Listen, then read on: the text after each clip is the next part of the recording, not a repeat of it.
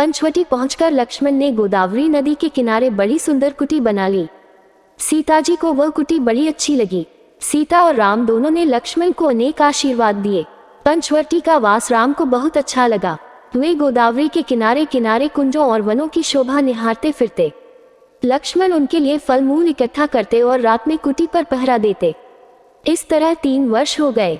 एक दिन राम, लक्ष्मण और सीता अपनी पर्ल कुटी के सामने बैठे हुए थे। इतने में रावण की बहन शूर्पणखा उधर आ निकली।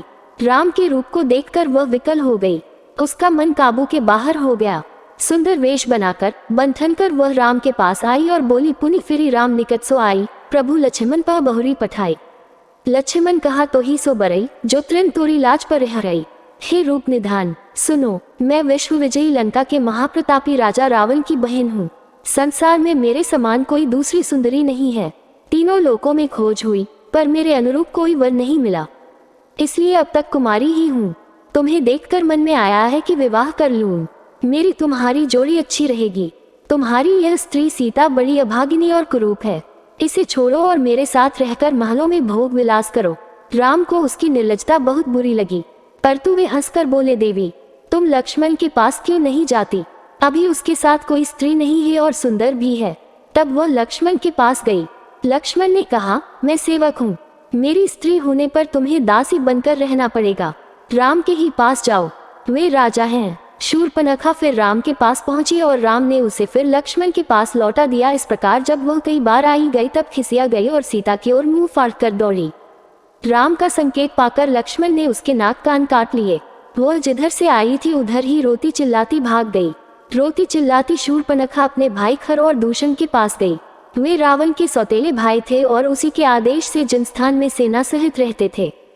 त्रिशिरा उनका सेनापति था। बहन की दुर्दशा देखकर खर ने शूर्पणखा से सारा हाल मालूम किया और अपने सैनिकों की एक टोली राम को मारने के लिए शूर्पणखा के साथ भेज दी।